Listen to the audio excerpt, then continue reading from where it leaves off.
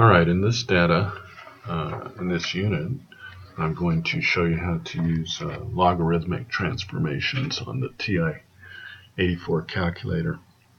And this data is from the AP statistics from the College Board, their sample problems. And I've included the file there.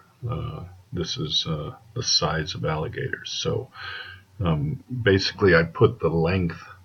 You can open the PDF file that's above this video and you will see the weight and the length of alligators. Now I put the length. This is what they see from the air, which according to their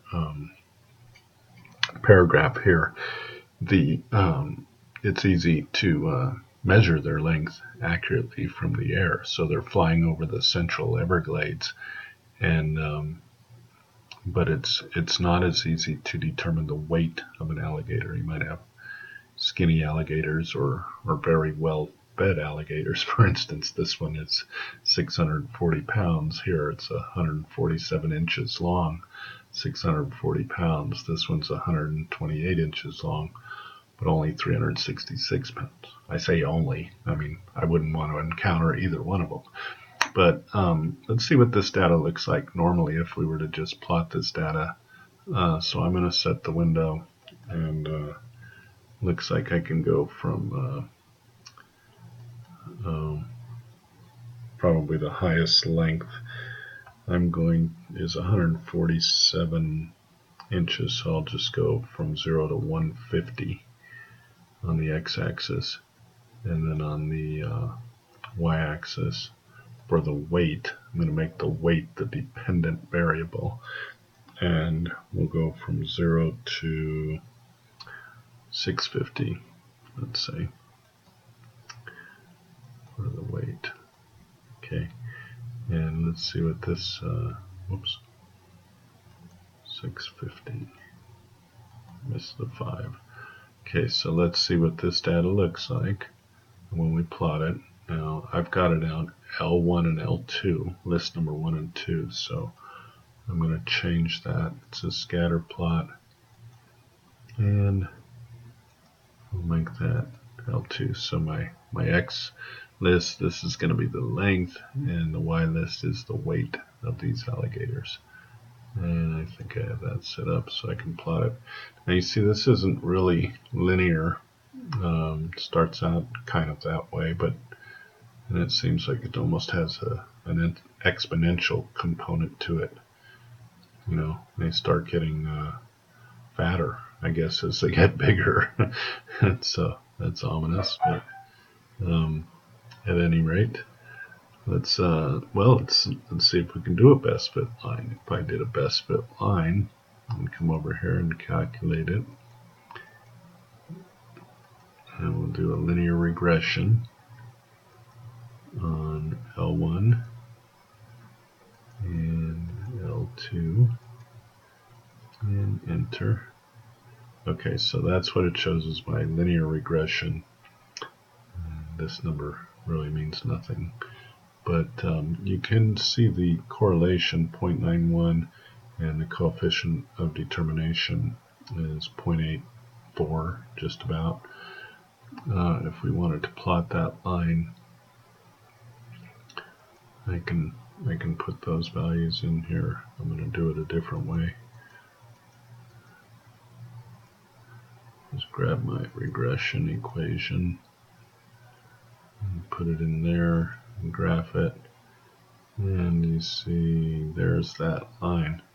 So that's the best least squares line going through this data, and it you know, it seems like we could do a little bit better than this because this really isn't linear data. So let's try something else. And the thing we do as statisticians is when you notice that it looks like it's not linear, you can, instead of plotting the dependent variable as raw data, so the weight, we are going to take the log of those numbers. So I'll do that. I'll go ahead and get rid of this equation.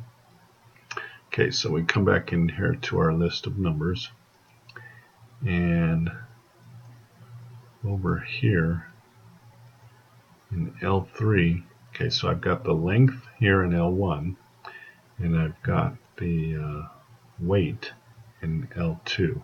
This is my dependent variable. So I'm going to make L3 the log, okay, of L2. All right, and let's see how that looks. And so these are the numbers now. Now, of course, they're much smaller, but I also think they will have made this data more linear.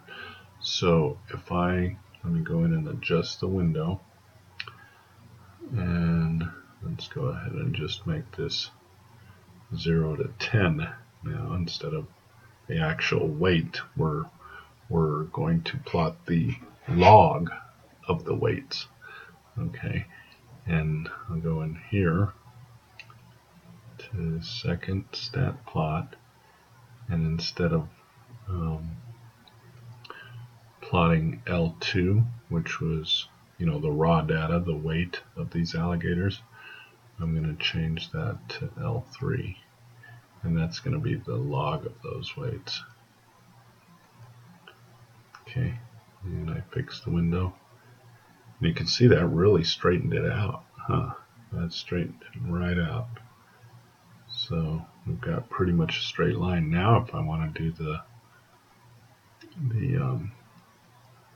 best fitting line, we can go down here, and I'll do L1, comma, L3. And you see I've increased the correlation coefficient to 0.97, almost 0.98. It's almost perfectly straight. And 0.96 is the coefficient of determination. If you watch that video, you can see what the slope means, and we've got the growth rate in here. So let's plot this now. I'll go ahead and put that one in there. By the way, what I'm doing is I'm going to y equals here, okay, because I've already determined the linear regression line. And you go to this VARS button, variables, press that, scroll down to line 5 where it says statistics, and grab the regression equation you just calculated. Press enter, and that'll put it right there in your function. And then you can graph it, and you've got the best fitting line going right through here. Okay, so that's basically what the logarithmic transformation does. Is it takes some exponential growth data and turns it into linear data, so that you can use things like the correlation coefficient. And now, if I wanted to, I would have to, let's say I got a number here, I don't know, find one. Let's go over here. Let's say I'm going to get that on the line.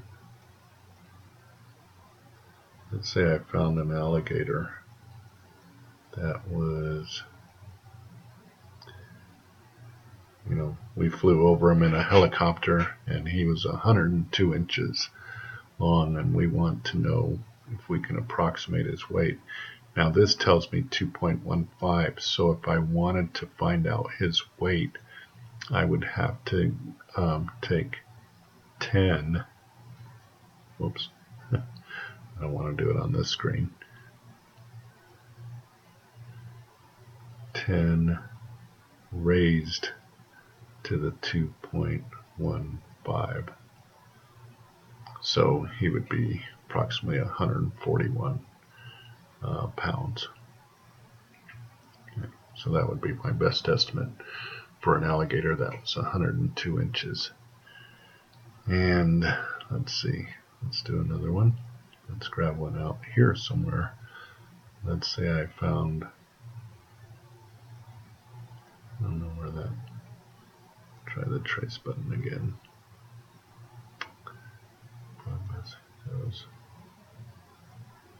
Okay, there we go.